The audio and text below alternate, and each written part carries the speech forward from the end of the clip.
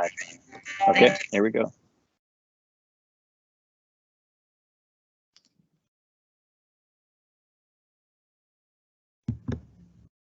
Hello, everyone. Thank you for taking the time to join us here tonight to learn from members of Michigan State University's leadership and to have your questions answered. First, just a couple of housekeeping items. For attendees who would like captioning in a different language, please select Settings, choose Captions/Subtitles, and select your desired language.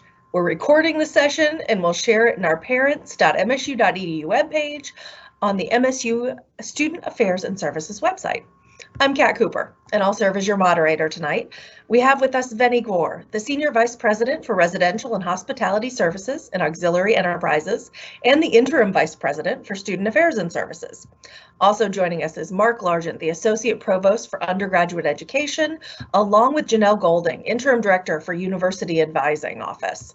And Alan Shaw, Assistant Vice President for Student Affairs and Services, is here to talk to us about some of our fall welcome events. We also have a wonderful group of professionals here in the chat answering your questions, and we do apologize if you see a question that's been answered and the answer that you get to a very similar question is copied and pasted. We are trying to answer dozens of questions very quickly that are very, very similar. So we apologize if that happens, but keep in mind that we're trying to get as many answers to people as possible. Venny, would you like to kick it off with saying hello to everyone? Absolutely. Thank you, Kat. My name again is Venny Gore, and I serve as the Senior Vice President for Residential Hospitality Services and Interim Vice President for Student Affairs. We're super excited that you're joining with us. We are down to 6 days in a wake-up. I'm an Army brat, and so that's how my dad would describe when it was time to get transferred to another Army post. And so 6 days in a wake-up is when we start move-in, which is next Thursday on the 26th. And we're super excited to be back and having 14,500 students living on campus and another 50,000 students who will be arriving for class and ready for their Spartan experience. Already, the School of Law has already started their classes a couple of weeks ago. And the College of Vet Med and Orthopedic Med and Human Med have also, so the professional schools are already up and going, and they've already started their academic year. So we're super excited to have you joining us, and we look forward to a great year. Thank you, Venny, for that introduction. Now let's get to some of the questions we received prior to tonight's event. First up are COVID and health questions. We're posting some answers to the COVID-related questions in the Q&A because we had so many of the same questions asked. Continue to follow the Together We Will website for any updates. We also had hoped to have our university physician, Dr. David Wisemantel, with us tonight, but unfortunately he is over at Sparrow Hospital on call. So he's very busy with everything that's going on, and we want you to know that the president is planning a town hall that will address some of these questions. Anything else you'd like to say about that, Venny? Well, I would just like to say that it's always great to have an infectious disease expert as the president who sort of helps us guide through this pandemic. And he has led us to be very thoughtful as we've been moving forward and following the guidelines of the CDC and other public health guidelines as we move forward. So our goal is to keep our community safe. And that's our number one opportunity, both our faculty, staff, and students. So we've learned a lot more than we knew this time last year. And we think we have a way of managing our way through this pandemic and still having that great Spartan experience that so many of us have longed to have again. So we look forward to that, Kat. Absolutely. Thank you, Venny. All right, Mark, we're going to turn to you. We've had questions about online classes versus in-person classes. Can you give us an update on what our fall semester will look like? Well, good evening, everybody. Thank you for joining us. And Kat, as you know, by training, I'm a historian, and I will tell you, historians will tell you that people are terrible about predicting the future. Our capacity to do it is quite limited. So I have the slightest idea what the fall is going to look like, but I will tell you exactly what we're preparing for. We are preparing for a fully in-person residential university to be functioning again. All of the social and athletic events in person, all of the offices open for in-person engagement for students and employees in the community, and our faculty back in their offices and in their research labs. Everything is in place for us to be sort of back and fully engaged. The provost had asked all of us to have our offices back fully open for business hours as of last Monday. So over the course of July and August, we've been making that pivot and preparing to be there. Of course, with the current spike that there is in the southern part of the country, I think there's a lot of anxiety about what will happen, and I think there's a lot of reading between the lines. And as the spike that is attributed to the Delta variant emerged and the president put a mask and a vaccine mandate in place, I think some people read between the lines as that being the slippery slope. And I will tell you that in fact they were put in place because of our earnest efforts to make sure that we do everything we possibly can to ensure that we are in-person residential university again this fall, which is what all of us desperately want. So to get there, we have done lots of different kinds of things in order to help ensure that. It does mean that we don't look exactly the way that we did in the fall of 2019. There are things in place to help protect us, like the mask mandate and the vaccine mandate. We also took a lot of our very large classes. We're talking about lecture hall classes with 500 or 800 students in them. Those are being delivered as online lectures. But our recitation sections, the moderate sized classes really under 100, and smaller courses are being offered in person. We had decided in the spring that we were going to shoot for somewhere between 80 and 85% of our courses having in-person components, meaning they were either entirely in person or they were hybrid classes. We are today sitting at 83.2% of our undergraduate courses are in person or hybrid. Hybrid in the college setting doesn't mean that some people are online and some people are in person. It means that the large lecture portion of it is being done as an online course, and the recitation sections are being done in person. The distribution of those online, hybrid, and in-person classes are quite even across the 4 years. But because the large lecture courses tend to be for first and second year students in disproportionate numbers, those students are seeing those courses as more online. Our undergrads spend about 15% of their time in class and about 85% of their time doing all the other things that make up what it means to go to college. And the go to college portion of what we are planning for the fall, and all of the safety considerations that we have put into place, we are excited to have as in-person as humanly possible in the fall. And I have to tell you, Kat, you know this as well as anybody, we are desperate to get back to campus. We all want to be there. As we have made that move back to campus over the last several weeks, I think there's been tremendous relief and enthusiasm. And while we're kind of looking over the horizon and with a great deal of hope, we have put in place every possible safety mechanism that we can find to ensure that what we're hoping to do in the fall is what we get to do in the fall. Thank you, Mark. And I know I'm seeing here in the Q&A that some people are not having the experience they had hoped with in-person classes. For those people, what would you suggest they or their students do at this juncture? Well, one of the things that happens is a student walks in and says, I need to take these 4 courses because that's what my plan says to do. And if 3 of those courses are either hybrid or online, they think, well, 75% of my classes then are hybrid or online, only 25% are in person.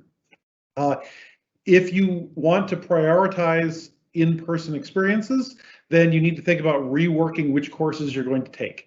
And if you're a first or second year student, you have more opportunity to do that. There are in-person seats available in in-person offered courses. And in fact, if you look at our fill rate for courses, the online courses are more full than the in-person courses are. That is, our online courses are more likely to be at capacity than our in-person courses are. So part of this is taking the time to think about which courses do you want to be in, and can you pivot a course or two in order to fundamentally change the semester that you have. Now, for first-year students, they don't have the information that they need to do that. And what I would encourage all of them to do is to reach out to their advisors. Now, the advisors have been slammed all through June and July as we were working through orientation. There is a little bit of a breath here in the weeks before the start of classes. And I'd encourage you to reach out to those advisors again, if necessary, and ask them if there are any classes that they might be able to pivot to have a more in-person experience if that's what they want. Thank you, Mark. I think that's very helpful for those parents and students who are wishing for more in-person classes. You spoke a little bit on advising, and of course we have the expert on advising with us this evening. Janelle Golding, can you give us an update on advising and share with families how their Spartans can reach their advisor? Sure. Thanks for having me, Kat, once again, and glad to be here with my colleagues across campus to kind of help everyone get ready for coming back to campus. We, like Mark said, we are very excited. And as I will echo what Mark said too, is that advisors are pulled in multiple different directions. So we sometimes ask for patience at this time of year because it is a haul. For those of you that don't know, we are also implementing a new system on our campus, and so certainly we are also updating all of our students as well as our incoming students, even though it might seem that it's a bigger task than in normal years, getting advising ready. Advisors are planning to be back on campus. Some of them in their colleges and majors are going to be remote part-time, and then back in the offices part-time. So that gives us a little bit more breadth in terms of their availability for folks across campus and students to reach out and make appointments with. As Mark mentioned, we are coming off of 8 weeks of pretty intensive new student orientation, with many of your students probably attended. We have another week of new student orientation for students that were not able to do appointments and meet with advisors in June and July. And so next week, August 23rd through 27th, is our second advising time period. But advisors will also have appointments available to students outside of those orientation times as well. So now is the time, like Mark said, they needed a bit of a breather, which we did the first few weeks of August, and now we're getting back to that. Beyond that, advisors serve as the front line for students in multiple different ways and spaces.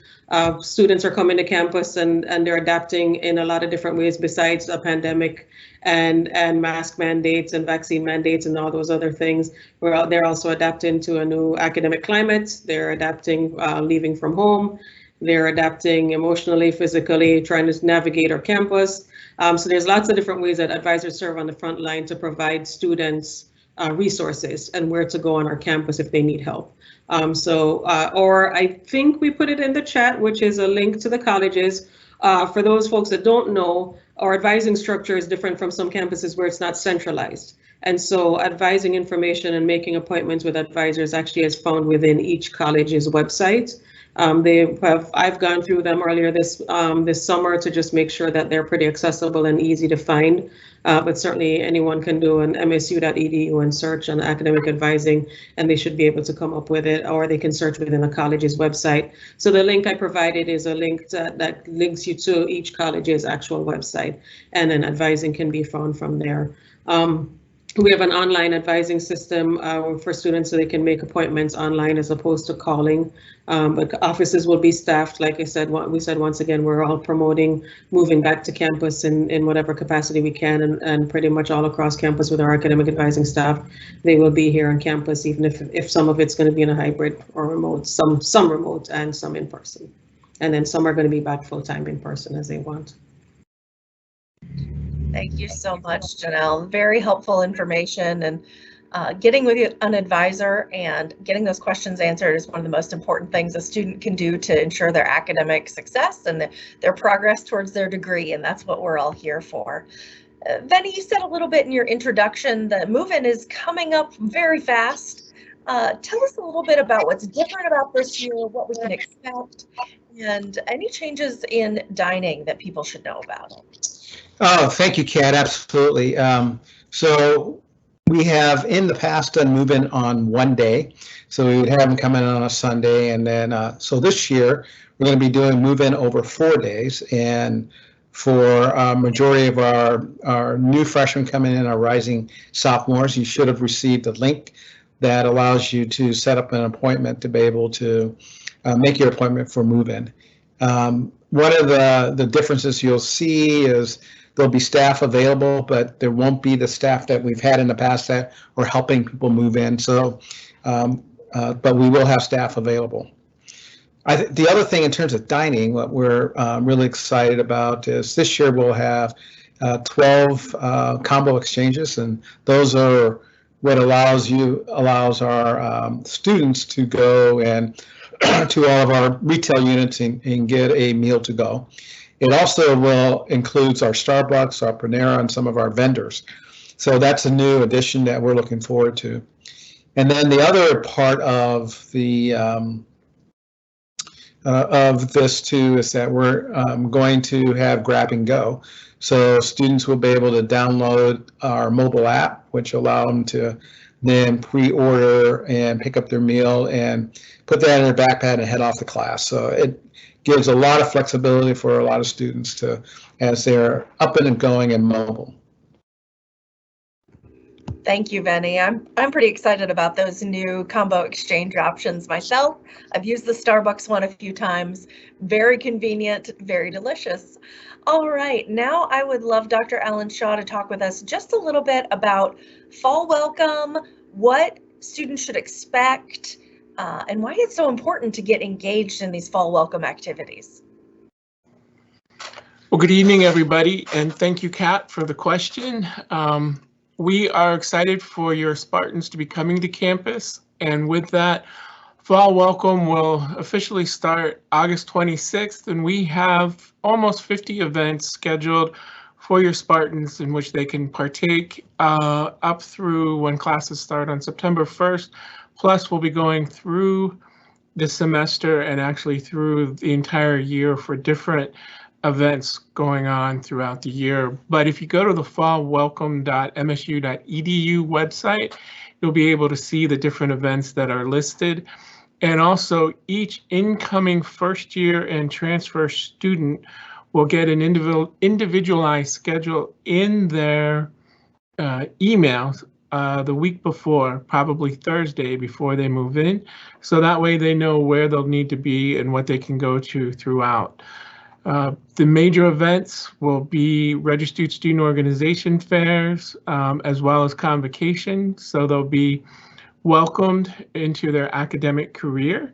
It'll be the first part of their bookend where they'll start at convocation and then they'll come back at commencement and be able then be a Spartan forever. But so we'll have all types of events throughout the week. They'll be live streamed. Some will be live streamed, but we'll also have online events. So students who want to rest but still participate, they will be, and our international friends who aren't here will be able to participate as well. Convocation will be live streamed, so that way the new students can come in. For our sophomores or second year students, there will be events for them as well, since they didn't get the advantage of going through fall welcome last year. So we'll have some different events for them on their own, but we'll also have the events that, such as the Registered Organization Fair, a Spartan Remix, where they can partake just as much. We'll also have career set up, so if people are starting to look for jobs and internships, as soon as they get here, they'll be able to do that as well. But we really do want them to learn about MSU and the ways to become involved. As students were going through the new student orientation, they learned about Involve at State, and that is the way they can learn about the registered student organizations. And this year we're going to have most likely more than 1,000 different student organizations that students can become involved. So we ask you to stretch your Spartans, to stretch their thinking and try things they may never have done before. If it's the underwater hockey team, if it's dancing, if it's the rodeo club, if it's the accountancy club, there are all different ways to get involved, but we want everybody to have a great time while they're here at Michigan State learning leadership development, but the co-curricular with the curricular will help them have the true Spartan experience. So starting with fall welcome all the way up through graduation, there'll be different ways for them to be involved at all times. Thank you so much, Alan. Very important, and those first few days of fall welcome are some of my favorite times of the year, getting out and seeing all of the Spartans come together and lots of fun food and swag and all of that. It's a great way to get started on campus and make some of those friends we know everyone wants to make. You touched just a little, Dr. Shaw, on something we've kind of internally called reorientation. I'd like to throw it over to Dr. Largent. Mark, tell us more about what reorientation is and what students should expect. So reorientation is an effort that we have done among ourselves for about the last 3 months, and it will continue through the course of at least the next year. And while we normally think about orientation as something that we provide to students, reorientation is something that we are providing to ourselves. It's the recognition that we need to make sure that we are prepared to address and support our students as they come to us this fall. That is, I often say universities are medieval institutions. They have been around for a very, very long time, and we are big, complex organizations that work off of muscle memory. And if we do this fall what we have done for falls decades back, we will not be meeting our students where they are and providing them with what they need. We have to acknowledge that the first-year students, the second-year students, our third-year students who only spent 1 semester on campus, and our fourth-year students have all been through a pretty traumatic experience. And their impact, the impact of the pandemic and all of its primary and secondary effects on them is really significant.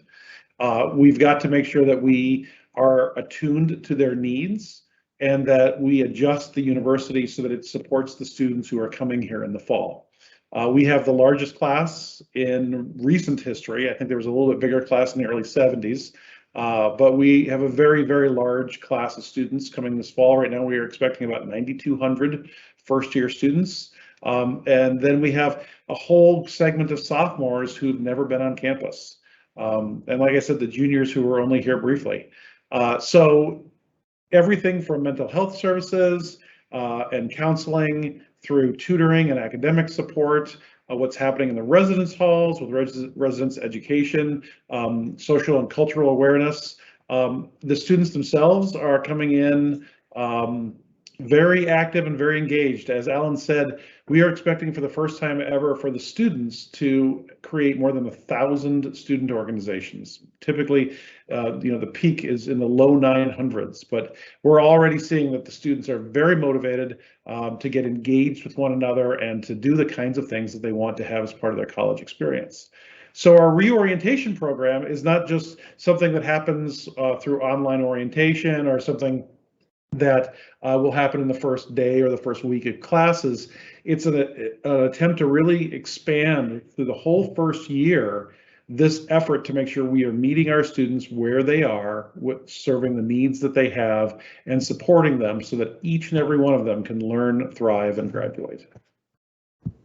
So Mark, the other thing that we can talk about the reorientation and being very intentional is all of the work that Alan was talking about with the activities and really planning around bringing people back and learning all of the traditions of what it means to be part of Michigan State and being very thoughtful about those programs. So as you said, it's not just the first 2 days that you get back, but it's over the first really the first 3 to 6 weeks of the semester. So we're super excited. We're seeing activities from Greek Week to Spartan Remix, which is our cultural and ethnic groups who put that on. We also have our veterans, student veterans group, our student parents group. So we have all kinds of activities for various different groups. I don't know, Alan, do you want to talk a little bit more about it?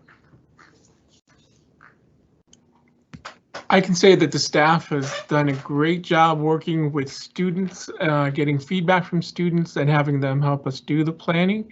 But you're right, we do have events for everybody. So we are excited for those who want to go ice skating in the evening.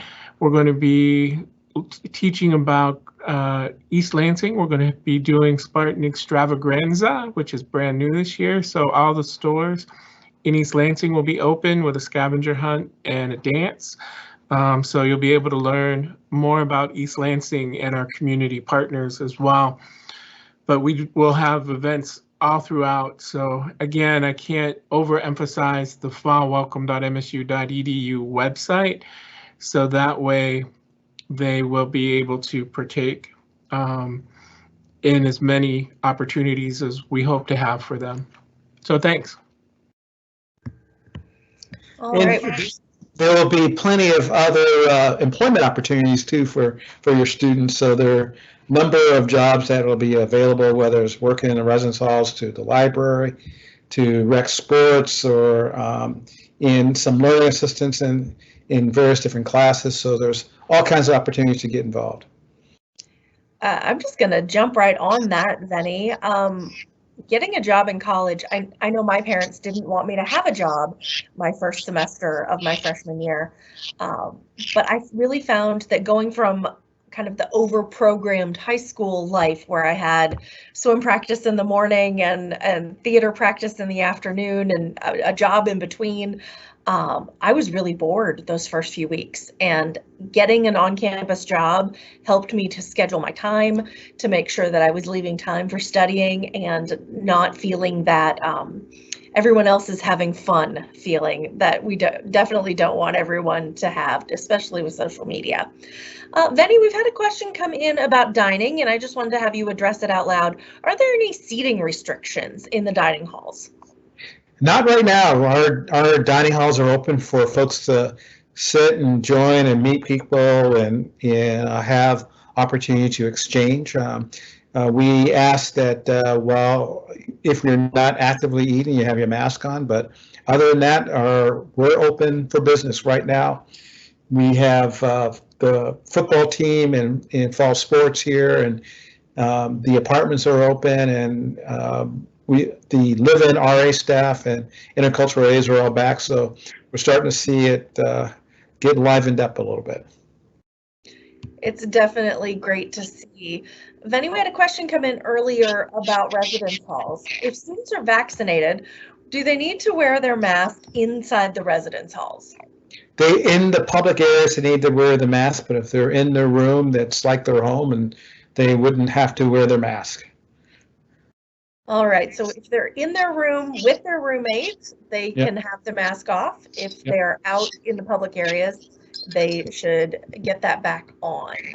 I'm going to move to some of the other questions that we've had. Some of them may have been answered online, but we're going to answer them out loud so that people can hear them.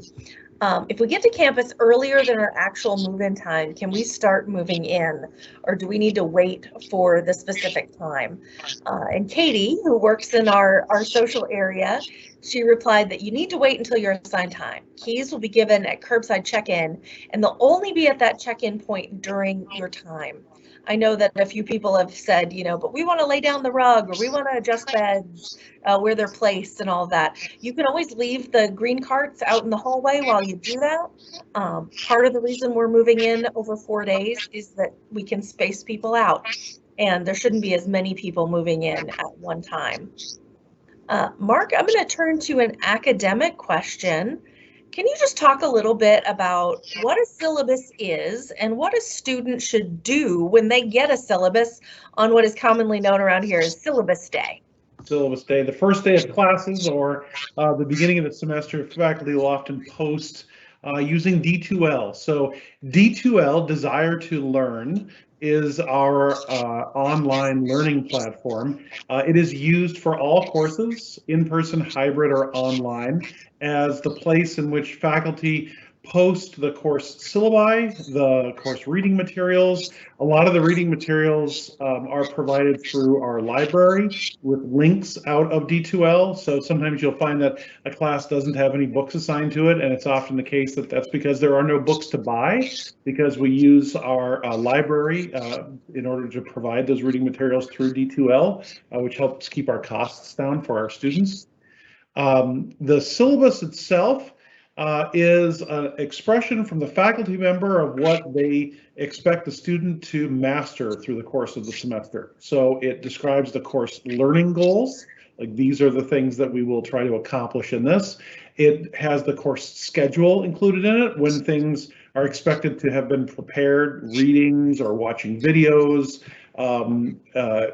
what kinds of events will take place in the class, at what period, and when things are due, as well as when tests are. So the syllabus is sort of the golden key to all things related to the course itself.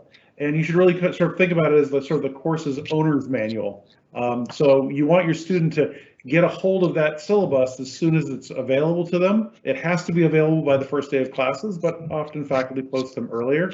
And then get that stuff put into their planner, into their schedule, so they know when things happen and they can start thinking about how their semester will be scheduled. And Kat, I want to reinforce something that you said earlier, which I think is so critically important.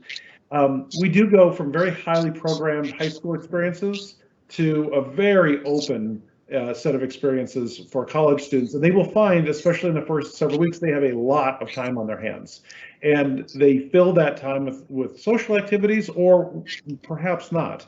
We want students to have that engagement. So your student will be told over and over and over again, get involved, insert yourself, and that we really want them doing that. They're worried about being overprogrammed because they're coming out of a highly programmed environment. They're not being programmed when they get here. It's a very open environment for them to make these sets of decisions. I'll also tell you that our research on our own students' data demonstrates that the busier students are, the more successful they are. There is this urban myth that students need to go easy their first year or their first semester, take fewer classes, wait to get that job. Don't join that club. And in every case, the evidence shows us that that's not true.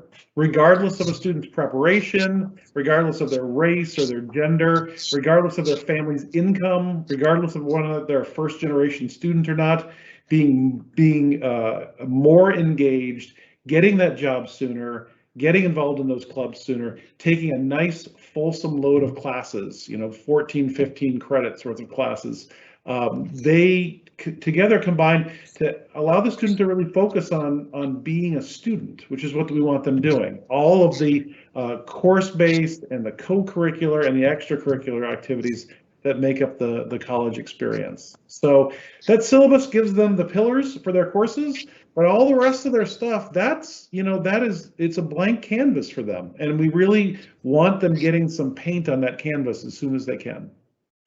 So, hey, Mark, so you bring something up that's, I think, really important. Can you talk about the importance of office hours for faculty, and why students should be very active in being in going to those office hours and meeting with their faculty? Yeah, and really it's about that shift that students have to make as they move from high school to college. The high school situation is quite programmed, very interventionistic from faculty members, from their teachers in high school, and very structured. The college experience is not like that at all. And so students need to understand that their faculty are going to post in those syllabi not only the things that are directly related to the course, but also all the support structure around it, all the advising, career services, tutoring and help rooms, for math classes, the Math Learning Center, for example, all of that stuff. Central in the middle of that are the faculty members and the teaching assistants' office hours. Get in front of that instructor. You don't need a question. You don't need a reason. What's really critical is that you get in and talk to your instructor. Go in, engage with them. Hi, I'm Mark. I'm in your History 201 class. I wanted to introduce myself to you. And if you've got a question, ask the question. But oh my God, the number of hours I sit there by myself in my own office hours, they're significant. The faculty are there, but they're not going to come knocking on your door, right? This is really about telling the students that they need to go. The bad news about it is that students who come from more privileged backgrounds, they somehow know they need to go do this. Students who are first generation, students who are coming from lower socioeconomic families, they don't seem to know it, and they feel somehow bad going and asking for that engagement. But that's every bit as part of the class experience, and the students need to be in there and be engaged. So Mark, you bring up another really great point, and you and I've talked about this all the time, is we have these tutoring spaces across campus, and whether you're good at math or not in math, good or bad in math, they're really there to help you to learn and to ask questions and to study. So can you talk a little bit about that? Yeah, I'm happy to, and I want to, before you give another chance for a third follow-up question, I want to make sure that we're throwing it back, because the big part of the college experience are the kinds of things that happen with the intercultural aides and the residence hall assistants. And so I want us to try and pivot to that, because as I said, you're paying tuition to go to class, but the college experience is so much bigger than those 15 hours of class. And the parents who are concerned about the fact that their students, for example, might be taking their math lecture online, and they think, oh, my kid's not going to do well in an online algebra class. That's not the point. The online algebra class is just part of the overall math education that the student's going to receive. Get into the Math Learning Center. Your student's going to go from a situation where they sit in a classroom with 40 other people learning math to one in which they're with 3 and an instructor in those math learning centers. Or for the integrative studies in the arts and humanities classes, the help rooms that they have designed for those, they're going to go in and they're going to work one-on-one or in small groups, supporting the work that they're doing as they're encountering these new texts and engaging in these new ideas. That's why I said the class is 3 hours a week. It's a tiny little bit of what they're doing. It's all of this other stuff that we have going on. And I'd say, and I'm going to give Benny an awful lot of credit for this. Over a decade ago, Benny and some of the other leaders sat down and designed our neighborhood system. MSU is a big place. It's 18,000 beds in the residence halls. It's a big place, 5,000 acres, 100 miles of sidewalks. So what they said was, we need to make it smaller. We need to create neighborhoods. And so we have 5 neighborhoods on campus, and every one of those neighborhoods has a neighborhood engagement center where tutoring is provided, where counseling is provided, where advising is provided. And we want to take full advantage of those. Again, those are the places where students have their college experience, and it's really critically important to them. The other spot, of course, is the stuff with the IGAs and the RAs. And you want to try and unpack that a little for us, Benny, because it's another bit of alphabet soup. Yeah, absolutely. So there's a question in the chat, Mark, where there's someone that's asking, hey, so my student's online, can I come to campus? Is there a place for me, a space on campus for their online classes?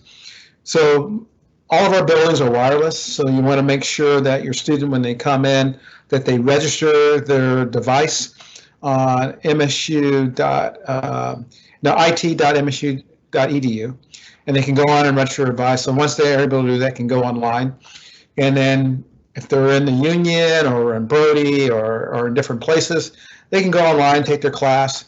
And one of the important parts, as Mark talked about, was the neighborhood engagement centers. That's another place where there are advisors and other places to help them. So it's a great opportunity. We want it to be flexible. Of course, the library is another place that people like to go and study. I thought that sort of ended a couple of years ago, but my good friend Joe Salem, who's the dean of the libraries, tells me it's still one of the busiest places for folks to go and study. So you hear the term RA, which is resident advisor, or ICA intercultural advisor, and these are student staff members, and they live on the floors with students.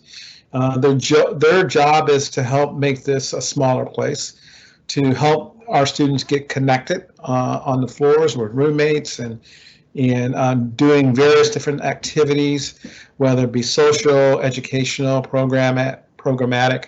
You'll see we do what we call passive education, which we put on bulletin boards, which we have different topics, whether it be from physical health to eating, mental health. Mental health is another big issue that we're paying attention to. That came up in the pandemic. Our counseling and psychiatric services, or CAPS, is available for our students to utilize, and it's really important for us to have this safety net around our students. And so not only faculty members, but RAs, and we have live-in full-time staff, which are our community directors or resident directors. They're also here to help. So there's a lot of things that, by being part of a residential campus, that's available for our students. Thank you, Vinny. We had a question come in that I think Dr. Shaw might be the perfect person to answer. Dr. Shaw, if a student's having trouble with a class or an organization, where should they go? Well, if they're having trouble with their class, I would have them go to their professor. And if it's not working, they could also go to the department chair, their academic advisor, and if need be, even the ombuds person on campus. And the ombuds person on campus reports to the president and assists with different issues across campus. If it's an organization, we would ask them to contact the Department of Student Life, and in particular, the Assistant Director of Student Life, who works with registered student organizations. It's Brian Hercliffe-Proffer, but depends upon what type of organization and what the issue is, but we would know more specifics like fraternity and sorority life, or fraternities and sororities, I would say. We would have them work with the interim director, Erin Carter, or any of her staff. So it really depends upon what type of organization. Also rec sports, we would have them talk with some of the rec sports staff. So Rick McNeil is the executive director. Thank you, Dr. Shaw, very helpful. Dr. Largent, there's something that flipped in my brain when someone asked when the first day of classes was. Can you explain what Wednesday is Monday means? God, I barely. I can try. It's a pretty arcane issue, and I apologize for it. So you can imagine at a university that has, 14 weeks of courses each semester, that it's, and with so many of our students, about 70% of them being STEM majors, they have a lot of labs. And, the lab is 1 day a week. So you might have a chemistry course that has lectures on Tuesday and Thursday, and then some people go to lab on Monday, and some people go to lab on Tuesday for that course, some go on Friday. So it's really important that you have the same number of Mondays, Tuesdays, Wednesdays, Thursdays, and Fridays every semester. Otherwise, if your lab happens to be on a Monday and there's one less Monday, then there's a problem. You get one less lab day relative to the other people in the course. So in order to create a more even number of days of the week that we have each year or each fall semester, because we start on a Wednesday and then we have Thursday, Friday off for Thanksgiving. And this year we're going to have Monday, Tuesday off near the end of October for a fall break. In order to get a similar number of weekdays in, that first week has to be treated differently. So it's kind of goofy.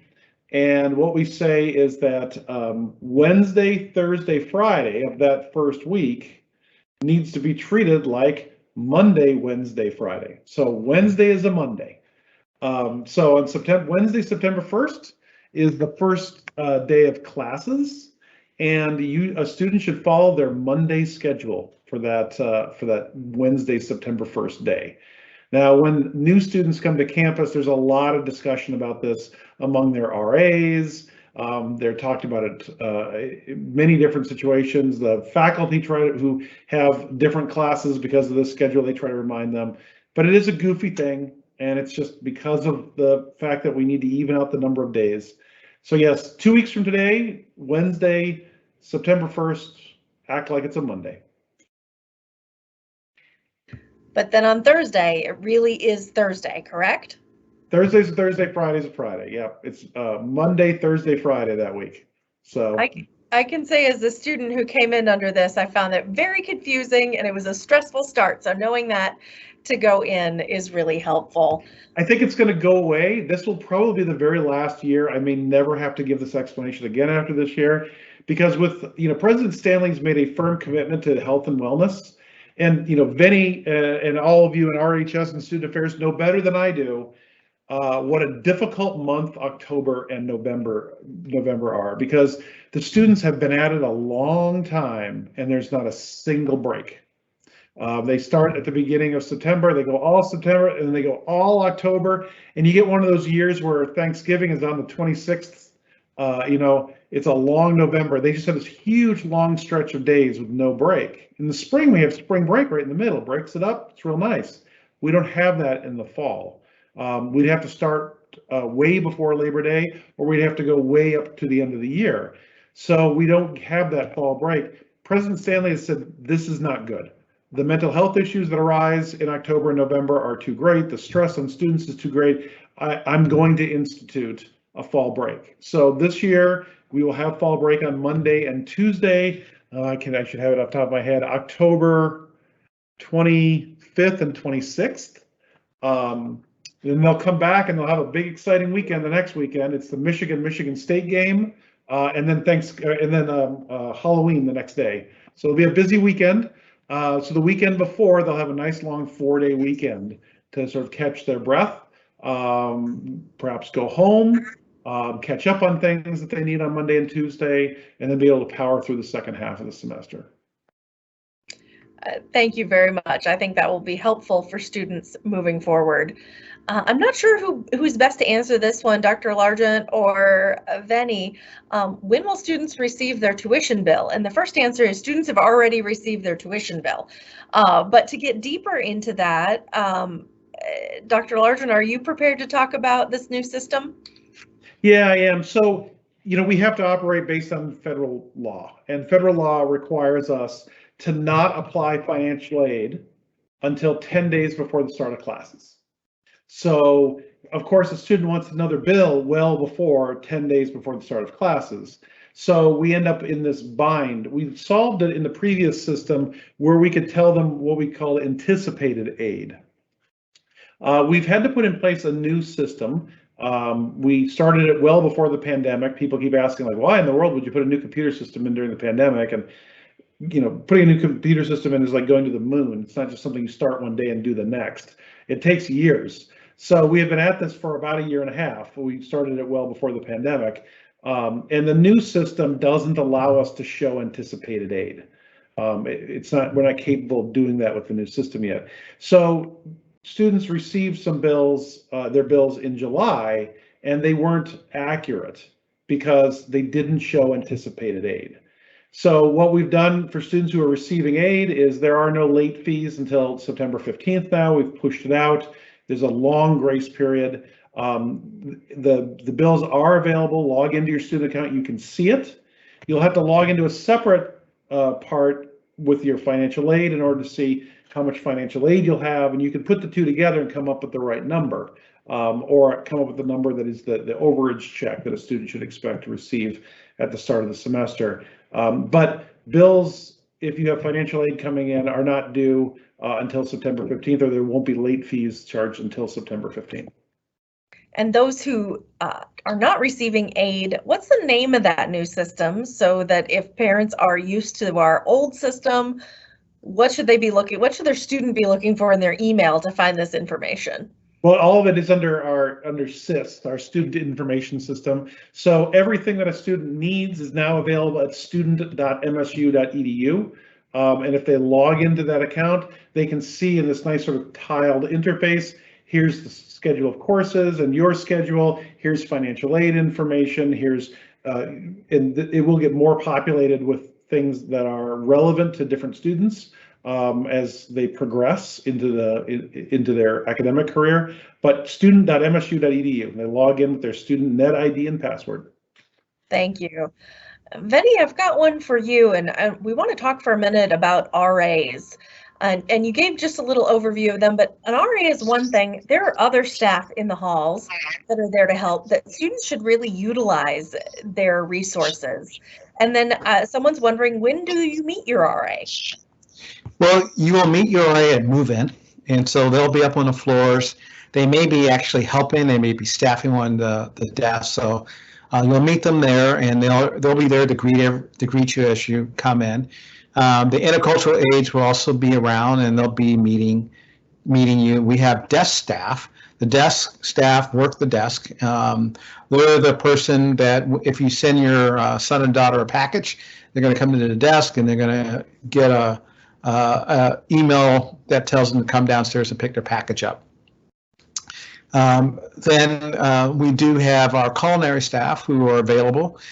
We have facility staff, and these are the folks that clean the buildings, that make minor repairs, that work with our infrastructure planning and facilities crew on campus that make sure that the buildings work like they should. So if your son or daughter has a maintenance issue in the room, they can go online and fill out a work order, and then one of our staff will come and take care of that. So there's a whole group of people in the halls that are there to help. And then also the culinary staff. So if your son or daughter has food allergies, the food service manager is there to work. Our executive chefs are there to work with them. We also have a location at Owen Hall. It's called Thrive. And it is allergen friendly, which means that the 7 major food allergies that are there, that we do everything we can not to have that in the food. And it's a spectacular place to go and eat, because it's actually, I think the chefs do a great job in really making sure that the food is tasty, is presented in a appealing way. We even have families who are 50 to 70 miles away who come in and they bring their children who have food allergies there to eat. So there's a lot of people around in the residence hall system to help you be successful. And so if a student is having a problem, do they need to go to their RA? Are there other people that can help them with these issues? Yeah, so if they can go to their RA, they can go to the community director or the residence hall director. They can help them with their issues that they may have. If they're having an assignment issue, they can go directly to Live On, and that staff can also help them. Thank you, Venny. I think that's all very helpful advice. I'm going back into our questions, making sure that we're getting some of these answered. No classes on Labor Day. I'm going to reiterate that one for everyone, because us staff get the day off too for that one, most of us. We are recording this. Venny, can you talk just a little bit about the number of people allowed to come and help with move-in this year? That's a good question. We are limited to the family of 4. So if your family comes in, they can be the 2. I'm sorry, Kat. I missed that. So thank you very much. You could answer that question better than me, so I appreciate that. Yep, we are asking students to keep it to 2 helpers to help move them in. So 3 people, including the student, and we will have a pass for lunch, dinner, a meal with your student before you leave campus, which you can do either in one of our dining facilities or as a grab-and-go box lunch. So a lot of options there, and we're doing the 2 helpers to really keep the number of people in the residence halls down. Thank you, Kat. We are reaching the end of our time. We're just 6 minutes from the end of our time. So I wanted to give Venny a few minutes to share what we're excited about, kind of his perspective on this year as our last few questions come in. Yes, so thank you, Kat. It's, as you can tell from talking with Mark and Alan and all the others here, that we really are looking forward to this year. Last year, the last 18 months, we recognized were difficult on all of us. And we are excited about planning for this upcoming year and having your child get that Spartan experience. My daughter, who graduated 10 days ago, she was a graduate of Chapman in their Masters of Fine Art in their film school. And so I thoroughly understand, what happened and how that affected folks. And I know that we're really excited about having your son and daughter and really having this live-in experience. And Mark and his in the academic side of the house has been planning and thinking about having students back. If you get a chance to walk through the new STEM building, it's the first new classroom that we built in probably 40 years. It's a beautiful facility, but not only is it a beautiful facility, it really is how teaching is, and STEM teaching is being done in the 21st century. And so there was a lot of really great thought from many of our faculty on campus that went into the design of that. And then, of course, in the first full weekend, not Labor Day, but the following weekend will be our first home Spartan football game. So we're excited about that. And Coach Tucker is ready to go. And with his team, we have the football team living with us over in Case as they go through camp. So there's a lot of things I think that are happening, and we're just excited to get the year started. Mark, do you have any other closing comments? Well, I agree with you. Come see the new STEM building. It's where the smokestack used to be. We took the big old power plant and we converted it into what I think is the most amazing classroom building on the planet. It will revolutionize STEM education, and your student will take a class in there because we will be teaching our STEM gateway courses in the building. It's absolutely beautiful, and it's open and available to you right by the stadium. So easy parking, and go check it out. It's worth seeing. And yeah, we are very, very excited. I think there's a real concern that we make sure that we keep our students safe, that we keep each other safe. And I think we feel very confident in the president's decision to mandate vaccines and masks to help ensure that we can stay safe. It gives us, I think, the greatest possibility of having the most fulsome semester that we possibly can, which is exactly what we want. Like, we really want to be back in that space. So we are very excited about seeing our students showing up here in what did you say, 6 days, Vinny? 6 days in a wake up, my friend. 6 days in a wake up, and it is really an exciting time for us, and it's felt like an extraordinarily long time for us since we've had that energy and excitement on campus. So I want to thank all of you for sending your students to Michigan State University. They are our lifeblood. They are what make it exciting to do the jobs that we have been doing. I have started school every year since I was 6 years old. I have done it now for 46 years. Not getting to do it last fall was probably the hardest thing that has happened in my professional career. So we're awfully excited to see them come here in the fall, and awfully happy to have such great colleagues. So thank you all for joining us tonight. And Mark, one of the things we always look forward to is what new tie you buy. So we're happy to, every year you have a new tie, so we're always looking forward to seeing that. I might have two since I didn't have one for last year. Yeah. So Alan, anything to help wrap this up, sir?